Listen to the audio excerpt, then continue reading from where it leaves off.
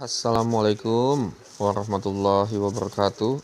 Selamat siang semuanya, selamat pagi, siang, sore, dan malam buat teman-teman semua yang hadir di sini dan buat murid-murid juga. Selamat siang, selamat beraktivitas. Kita melanjutkan pembahasan kita. Setelah sebelumnya kita bahas Kutai, Taruma, dan Sriwijaya, hari ini kita akan membahas salah satu kerajaan yang paling dikenal di Nusantara, terutama di Jawa, dan peninggalannya banyak sekali di Pulau Jawa, yaitu Kerajaan Mataram kuno. Untuk Mataram kuno, prasastinya ada beberapa, cuman mungkin yang paling dinotis ada 7 ya. Nanti kita bisa lihat ada banyak lagi prasasti yang lain. Jadi ini sama seperti Sriwijaya, Mataram kuno ini juga kesebut di prasasti Nalanda ya, yang ada di India ya. Dan mungkin yang yang paling dikenal dari Mataram kuno prasastinya adalah Canggal dan Mantiasih, karena di situ ngomongin tentang raja-raja mereka. Kalau Ratu Boko itu prasasti yang menjelaskan tentang kekalahan Balaputra Dewa dan pasukannya terhadap pasukannya Rakai Pikatan dan Pramodawardhani. Nanti kekalahan ini membuat Balaputra Dewa pulang ke Sriwijaya, tidak mau lagi menetap di Mataram kuno atau di Pulau Jawa. Nah,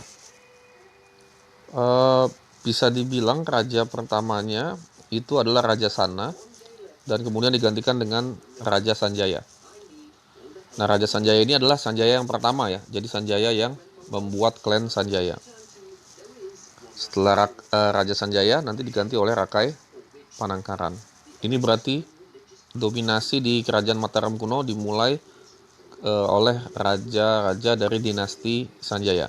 Karena nanti di Mataram kuno terdapat 2 dinasti, yaitu Sanjaya yang Hindu dan Sailendra yang Buddha. Nah, kemudian Rakai Panangkaran juga walaupun sebagai Hindu, dia mendukung perkembangan agama Buddha. Dia membangun candi di Kalasan untuk Dewi Tara. Kemudian nanti Mataram kuno terpecah menjadi 2 dan nanti dapat dipersatukan lagi oleh pernikahan kedua klan, yaitu kedua dinasti, yaitu Rakai Pikatan dari Sanjaya dan Pramodawardhani dari Sailendra. Nah, setelah Rakai Panangkaran, raja yang berkuasa itu giliran Sailendra, yaitu Raja Samaratungga. Ingat ya, Raja Samaratungga, nanti raja yang memerintahkan pembangunan Candi Borobudur. Nanti Candi Borobudur baru berhasil diselesaikan ketika masa Pramodawardhani. Jadi pertama kali dicanangkan oleh Samaratungga, tapi berhasil diselesaikan oleh Pramodawardhani. Nanti suami dari Pramodawardhani, yaitu Rakai Pikatan, itu tidak mau kalah juga. Sebagai Hindu, dia memerintahkan candi yang sama besarnya seperti Borobudur, yaitu Prambanan. Gitu ya. Jadi saya ulangi lagi, Samaratungga memerintahkan pembuatan Candi Borobudur, diselesaikan oleh putrinya, Ratu Pramodawardhani. Nah, nanti suami dari Pramodawardhani itu juga tidak mau kalah, nanti dia memerintahkan pembangunan candi paling besar juga untuk agama Hindu, yaitu Prambanan. Saya yakin teman-teman di sini mayoritas sudah pernah ke Borobudur maupun Prambanan. Nah, ketika masa Rakai Pikatan dan Pramodawardhani, nah kalau saya bilang inilah masa di mana Mataram kuno mencapai puncak kejayaannya. Walaupun ada juga yang bilang puncak kejayaan Mataram kuno itu waktu masa pemerintahan Raja Dyah Balitung. Gitu ya. Kalau saya melihatnya dari pencapaian dari segi bangunan, yaitu candi-candi paling besar yang ada di Pulau Jawa, yaitu Borobudur dan Prambanan. Nah, kemudian digantikan oleh Rakai Pikatan digantikan oleh Dyah Balitung, gitu ya. Habis itu digantikan oleh Raja Daksa, habis itu Raja Tulodong, habis itu Rakai Wawa.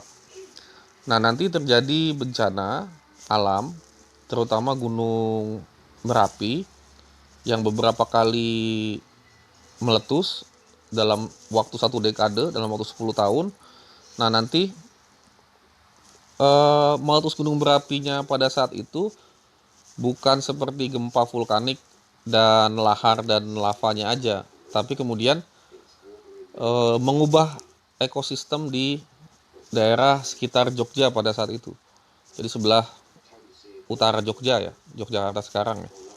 Nah, itu kemudian mengubah ekosistemnya, mengubah sungai, sehingga nanti wilayahnya menjadi bergeser kesuburannya. Nah, itulah nanti yang membawa Empu Sindok untuk memindahkan pusat kerajaan ke daerah Jawa Timur. Ya. Nanti Empu Sindok mendirikan dinasti baru, yaitu Isyana. Jadi kalau sebelumnya ada Sanjaya dan Sailendra, kemudian nanti Empu Sindok mendirikan kerajaan baru, yaitu dinasti baru, yaitu Isyana. Nah, banyak juga yang mengkategorikan ketika sudah ganti menjadi kerajaan dinasti Isyana tadi, maka Mataram kuno berakhir dan berdirilah kerajaan berikutnya, yaitu Medang Kamulan. Jadi kerajaan penerus dari Mataram kuno adalah Medang Kamulan yang pertama kali didirikan oleh Empu Sindok. Nah, nanti ada beberapa raja dari Medang Kamulan seperti Dharma Wangsa, dan yang paling terkenal adalah Airlangga. Oke, masih balik ke Mataram kuno. Ini salah satu candi Buddha yang ada di Pulau Jawa dan didirikan oleh Mataram kuno. Untuk kehidupan sosial dan ekonomi, tadi ya ada dua keluarga yang saling bersaing. Nanti keluarga Sanjaya meninggalkan beberapa kompleks candi, Sailendra pun begitu. Nah, kemudian ekonomi masyarakat juga mengandalkan pertanian dan kehidupan maritim. Dalam hal ini pelayaran, terus perikanan ya. Walaupun Mataram kuno ini lebih masuk ke arah pedalaman ya. Jadi memang yang paling diutamakan adalah pertanian, perkebunan, dan perdagangan melewati daerah Sungai Bengawan Solo. Nah, jadi bisa dilihat Mataram kuno itu ada di Jogja ya, bisa dibilang sekarang Jogja.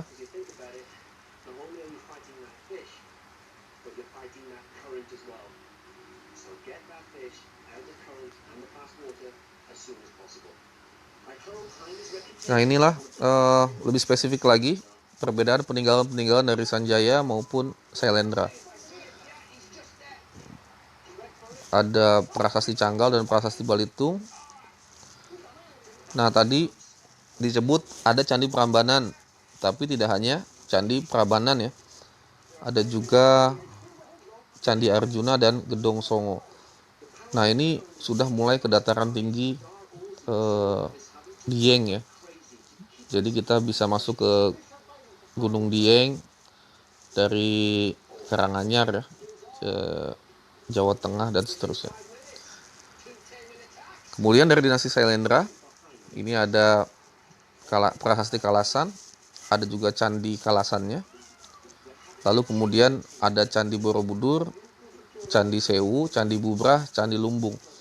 Buat Anda yang mau main ke Borobudur, sebenarnya ketika Anda beli tiket itu, kunjungan Anda itu termasuk 4 candi ya, yaitu Borobudur, Sewu, Bubrah, dan Candi Lumbung. Hanya kadang mayoritas kita fokusnya hanya di Borobudur.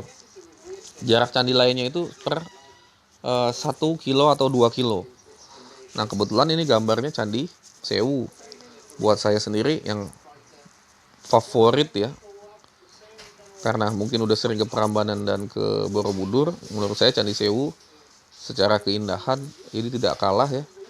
Walaupun sebenarnya disebut Candi Sewu atau Candi Seribu, sebenarnya masih banyak candi-candi yang atau stupa-stupa yang belum berhasil direkonstruksi lagi. Jadi kalau Anda masuk jurusan arkeologi, Anda mungkin bisa banyak membantu di sini. Nah, ini kurang lebih candi-candi Buddha. Nah, kita bisa nonton filmnya sebenarnya ya, candi-candi Buddha di Pulau Jawa.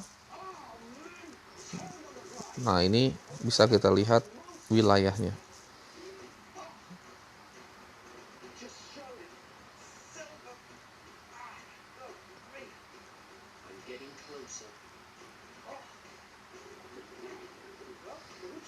Tadi Dieng ya.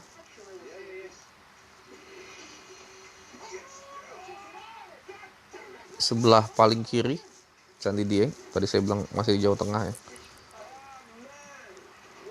Nah, nanti pergeseran membuat pusatnya dari tadi di Yogyakarta, terus kemudian minggir lagi ke arah timur, ke daerah sekitar Wengker ya. Wengker, Gunung Wilis, Kediri ya. Nah, itulah kemudian pusat kerajaan dari Mataram kuno yang baru, atau sisa-sisa dari kekuasaan Mataram kuno yang kemudian dibawa oleh Empu Sindok. Oke, terima kasih dari saya. Itu aja. Mudah-mudahan bermanfaat sebagai bahan belajar, sumber belajar. Jangan lupa like video ini, subscribe channelnya. Sumber gambar saya dapat dari sini. Dan ikuti kita juga di Instagram maupun di podcast kita. Terima kasih. Assalamualaikum warahmatullahi wabarakatuh.